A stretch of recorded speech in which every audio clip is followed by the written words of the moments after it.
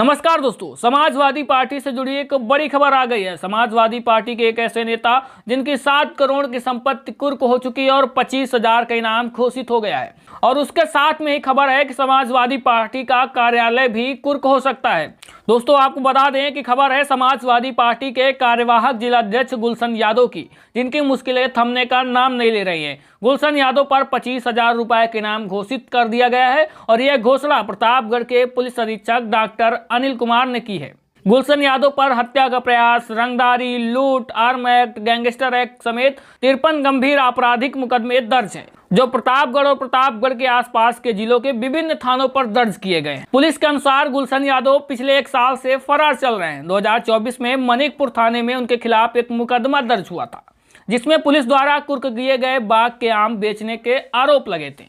इस मामले में उनकी गिरफ्तारी के लिए पुलिस लगातार छापेमारी कर रही थी और अब इनाम की घोषणा के साथ कार्रवाई और तेज कर दी गई है। दोस्तों, आपको बता दें कि गुलशन यादव को पुलिस बता रही है कि लगभग 1 साल से फरार चल रहे हैं पुलिस के अनुसार। लेकिन दोस्तों, ढेर सारे मौके पर गुलशन यादव, चाहे प्रतापगढ़ में कार्यक्रम हो या कुंडा में, देखने को तो मिले हैं। अखिलेश यादव से भी उन्होंने मुलाकात की थी, कई सारी ऐसी तस्वीरें भी सामने आई थी। हालांकि जो गुलशन यादव की परेशानियां हैं वो थमने का नाम नहीं ले रहे हैं, क्योंकि ऐसे मामले में वो फंसे हुए हैं। वहीं आपको बता दें कि जिला अधिकारी के आदेश पर गुलशन यादव की अवैध रूप से अर्जित संपत्तियों पर शिकंजा कसने की प्रक्रिया लगातार जारी है।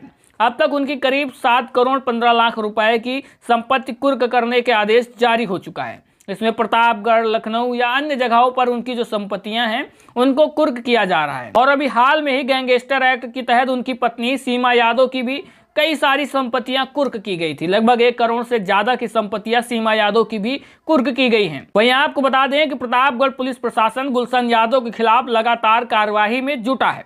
जुटा इसलिए है कि इनके ऊपर इतने ज्यादा मुकदमे हैं और ऐसी ऐसी संगीन धाराओं में हैं जिन पे कार्रवाई होना जरूरी है। ढेर सारे मुकदमे और नेताओं पर भी है। लेकिन दोस्तों, आपने देखा भी होगा, अखिलेश यादव ने कई बार आरोप भी लगाया है कि उनके समाजवादी पार्टी के नेताओं को टारगेट करके उन पर मुकदमे थोपे जा रहे हैं या उनके पर कार्यवाही की जा रही है। लेकिन दोस्तों, सबको पता है कि गुलशन यादव कोई दूध के धुले नहीं है। उन्होंने जो संपत्तियां बनाई हैं, जो साम्राज्य बनाया है, वो कैसे बनाया है ज़्यादातर लोग जानते हैं, और शायद इसीलिए कार्यवाही भी हो रही। लेकिन लोगों को दिक्कत जब होती है कि जो अन्य नेता हैं, ढेर सारे लोग हैं, किसी पे 84 मुकदमे हैं, किसी पे 80-90 मुकदमे हैं, उन पर कार्यवाही अगर उस हिसाब की नहीं होती तो लोगों का सवाल रहता है कि आखिरकार कुछ लोगों पर ही क्यों हो रही है।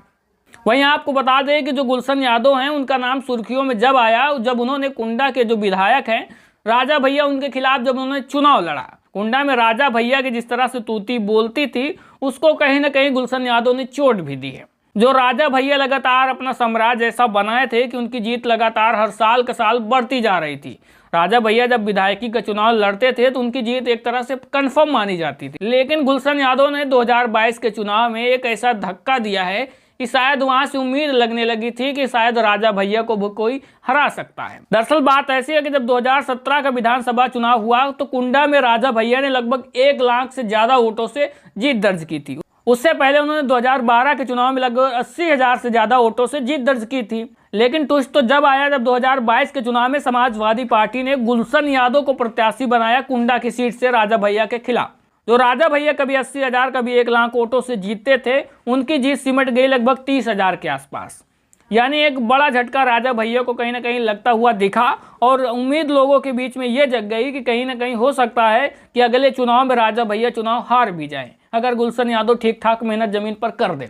तो वहीं गुलशन यादव और उनके भाई छविनाथ यादव का लगातार वर्चस्व कुंडा और प्रतापगढ़ में बढ़ता जा रहा था। गुलशन यादव के जो भाई हैं छविनाथ यादव, वो अभी जेल में है। तो वैसे में गुलशन यादव जेल से बाहर थे, अब उन पर भी ऐसी कार्रवाई हो रही है, तो वैसे में संभावना है कि शायद ये भी जेल पहुंच जाएंगे। अब कुछ लोग तो आरोप यहाँ तक लगाते हैं कि राजा भैया के खिलाफ इस मजबूती से ये चुनाव लड़े थे तो उनके खिलाफ ये साजिश हो रही है कि ये कमजोर हो जाए आर्थिक रूप से, मानसिक रूप से। ढेर सारी चीजें हैं, जब लोग जनता के बीच में नहीं रहते हैं तो जनता उन्हें धीरे धीरे भूलने लगती है। लोग ऐसे आरोप लगा रहे हैं कि राजा भैया के सामने से इनको हटाने के लिए इन पर कार्रवाई हो रही, लेकिन ये मैं नहीं कह रहा हूँ, क्योंकि अगर इन्होंने गलत किया तो वो कार्रवाई होगी, वो चाहे राजा भैया के खिलाफ लड़े या ना लड़े, उससे कुछ फर्क नहीं पड़ता है। पहले वो भी राजा भैया के साथ में रहते थे, दोनों में अनबन हो गई, उसके बाद अपना अपना रास्ता अलग चुन लिए हैं। लेकिन वहीं आपको बता दें कि हैरानी की बात यहां है कि गुलशन यादव से जुड़ी संपत्तियों में जब सपा का कुंडा कार्यालय भी शामिल है, जिसे अब कुर्क करने की प्रक्रिया शुरू कर दी गई है। तो वहीं आपको बता दें कि कुंडा का भी समाजवादी पार्टी का कार्यालय भी कुर्क हो सकता है। तो वहीं दोस्तों, इस मामले पर आपकी क्या राय है कमेंट बॉक्स में जरूर बता दीजिएगा। और वीडियो में दी गई जानकारी अच्छी लगी है तो लाइक शेयर करके चैनल को भी सब्सक्राइब जरूर कर लीजिएगा।